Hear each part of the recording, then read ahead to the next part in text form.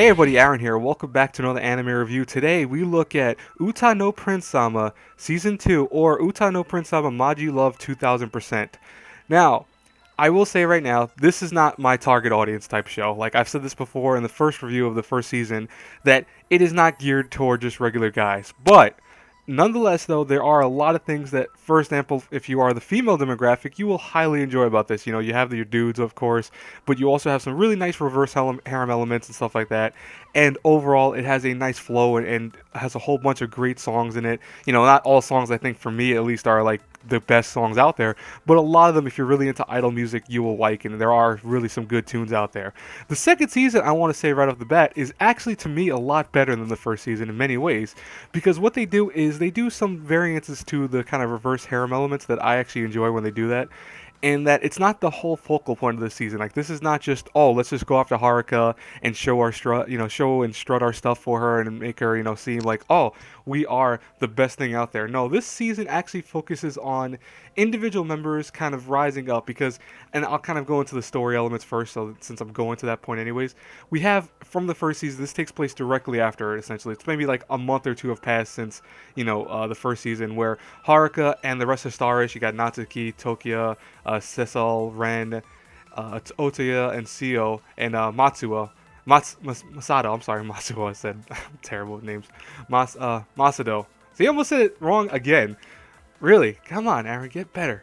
Anyways, though, we have these guys all returning now in a master course level at their school. So it's not essentially school anymore. I don't want to say even acts like school, like they don't go to daily classes or anything like that, but they are now considered master course level. So they are now essentially still bound to the same rules that they had before, where they can't fall in love with Haruka, of course, and they are now trying to prove themselves to the world because Starish is now more popular. They're more well known. They are this kind of rising idol group thanks to Haruka and her lyrics and stuff like that. But they themselves need to get further out there. They need to be known to the public. So they end up meeting within the group the kind of their superiors, the Quartet Knight, who are Ranmaru, Ai, Reiji, and Camus. And these guys are essentially their teachers in many ways. Like they are the ones that are going to be like telling them how to go forth and how to get better.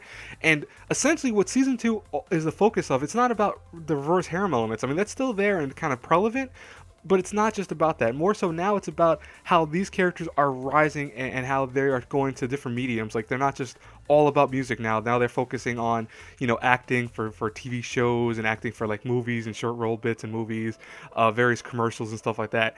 And I kind of enjoy that because it really focuses more on the comedy aspects while still having some reverse harem elements. You still have that kind of romance element there. Clearly all our dudes still like Haruka, of course. My question is why? I mean, Haruka at least is a good female protagonist, but she really has a kind of backseat to many things of these characters in the season.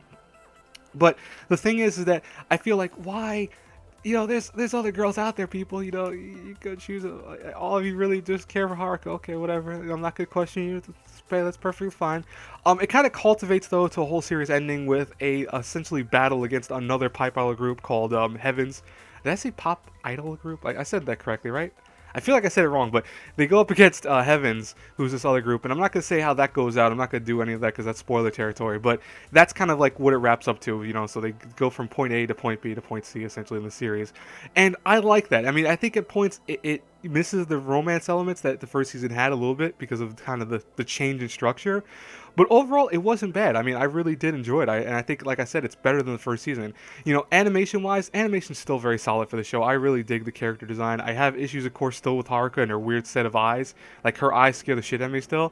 But overall, all the characters are really cool looking. They all have their different color tones and color palettes. The show, if anything, has a very nice nuance with how it does colors, and I really always enjoy that. Plus the music again returns of being every episode has its own theme song surrounding that one particular character or several characters that are in that particular episode, and they're all pretty good. I actually really like them. I think they're a little bit stronger than the first season, to be honest, but I'm sure that a lot of the fangirls out there will tell me, oh, you're not right, the first season will be better with music or whatever. That's just my opinion. I mean, honestly, I could dig both season music wise. I think this one's a little bit better in my opinion because I enjoyed a lot more of the songs in the first season, but that's my thing. But overall, this was a show that I really, really enjoyed a lot more than the first season. I think it does a lot of things stronger than that. It still has some weaknesses. I still think that, the various characters, are still going off to Haruka, and I think that now because they aren't focused on Haruka like in the first season, it sometimes makes it where you're trying to figure out what is the focal point of the show. Is it trying to focus on them individually? Is it focusing on the reverse harem? And I feel like it loses itself sometimes. Like it tries to balance between the two. Like it tries to go into the, oh, let's just have each character have their own story. Oh, let's do it where they still love Haruka.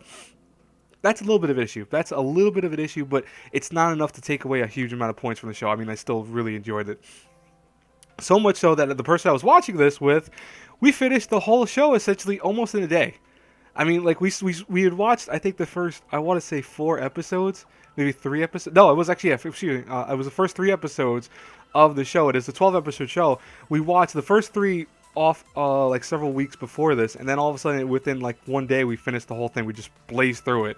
And I don't usually typically do that with a lot of shows because I can't really find enjoyment when I do that, but honestly it was a lot of fun. I liked every episode of this. I think they were all really kind of funny and really kind of hit more notes than, with me at least, as a male viewer watching it, straight male viewer watching it. I was able to enjoy it a little bit more than the first season, to be honest.